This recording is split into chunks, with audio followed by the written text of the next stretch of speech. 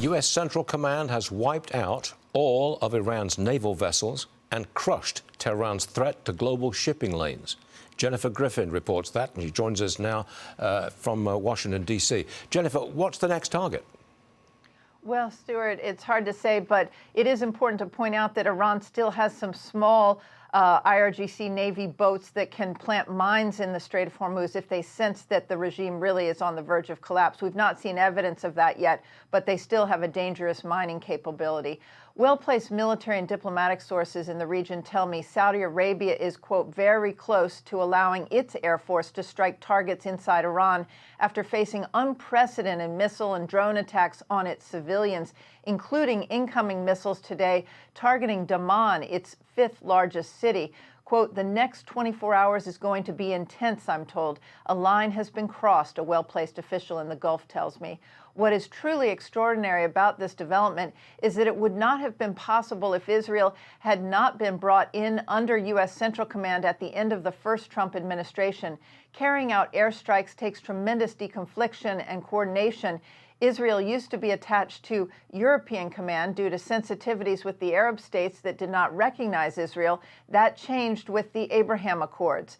No U.S. personnel were killed or injured when the U.S. Embassy in Riyadh was struck last night by at least 2 Iranian Shahed drones. The embassy was largely empty at the time. There is a division of labor right now in terms of targeting. Israel is targeting Iranian leadership, like that meeting of top religious scholars today in Qom, where Iran's remaining top religious leaders were meeting to decide the successor to the supreme leader, Ayatollah Khamenei. The U.S., for its part, is focusing on Iran's vast ballistic missile stockpiles and launchers, and, of course, sinking the Russian Navy. The president said the U.S. has sunk all 11 of Iran's large naval vessels. The Iranian president today has decentralized decision-making to regional governors. These satellite images from Vantortech and analysis from David Albright of the Institute of Science show recent airstrikes targeting the access points to the underground Natanz enrichment plant. 3 buildings are visibly destroyed. Of course, Natanz was targeted last summer by the U.S. By those U.S. B-2 bombers. The IAEA confirmed the strikes on Natanz entrances. The U.S. military was not involved in these strikes, I'm told. Remember, Iran still has over 900 pounds of highly enriched uranium, enough for about 10 bombs, that was unaccounted for after last summer's strikes. Russia has announced that it is shutting down operations at the nuclear reactor they run for the Iranians at Bushehr. There are more than 600 Russian nuclear engineers working at Bushehr. They are concerned the reactor could be a target. Gulf allies are quickly burning through their missile defense interceptors and are requesting urgent resupply for the Patriot and THAAD missile interceptors needed to shoot down incoming Iranian missiles. They are asking the U.S. to help them replenish their stockpiles of these missile interceptors, which are also badly needed in Europe and Ukraine, Stu. There's a lot going on. Jennifer Griffin all over it. Thanks very much indeed, Jennifer. Secretary of State Marco Rubio suggests we've only just begun hitting Iran. Watch this. Right now, we're not postured for ground forces, but obviously the president has those options. He's never going to rule out anything. But right now, our focus is on the destruction of their ballistic missile launchers. Again, I'm not going to give away the details of our tactical efforts, but the hardest hits are yet to come from the U.S. military. The next phase will be even more punishing on Iran than it is right now. The world will be a safer place when we're done. Retired Lieutenant General Keith Kellogg returns to our program. It's been a long time, sir, and we're glad to have you back. What does Rubio mean when he says the hardest hits are still to come? What does that mean? Yeah, Stuart, thanks for having me. Good to be back with you. Look, it just means probably an increase in sorties, meaning the amount of aircraft, the amount of missiles that you fire at them.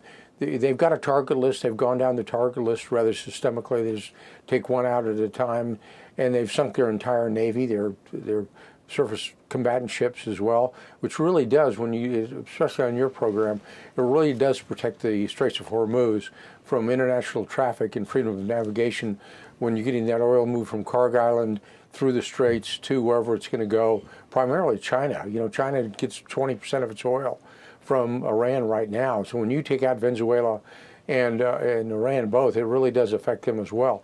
But primarily it's the attack at the targets they've got just to increase the sortie load, and I think they'll do that. And I think they're way ahead of schedule. It seems to me they are. That's because they've not been basically stopped by the Iranians or anybody. They've actually had a free flow of aircraft, which is a real credit to the Israelis and the Americans as well in knocking out their air defense. And it's now just it's a target-rich and target-free environment. And they're going after each one and every one of them. I'm sorry, President Trump had just told at Politico Iran is, quote, running out of launchers. That sounds like very important stuff to me, because if they're running out of launchers, they're running out of ability to launch rockets against their neighbors. It's a big deal, right? Yeah, it really is. When you think about what they're doing, they're firing the missiles, and it just gives great credit to our ability to detect and destroy those launchers, the missiles, the nuclear sites, you name it. You've got to be incredibly impressed about this attack going on that the U.S. has put together. And when you look at the size of Iran alone, it's not a small country. It's basically 2.5 times the size of Texas. The only state that's bigger is Alaska. So they've done an incredibly good job on sequencing those sorties and attacking the targets they want to.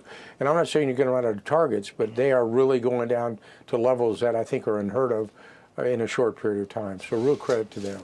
Our own Trey Yinks is reporting that the Israelis struck the meeting of the Iranian Supreme Council, where officials were gathering to choose a new supreme leader. They struck while they were counting the votes, apparently.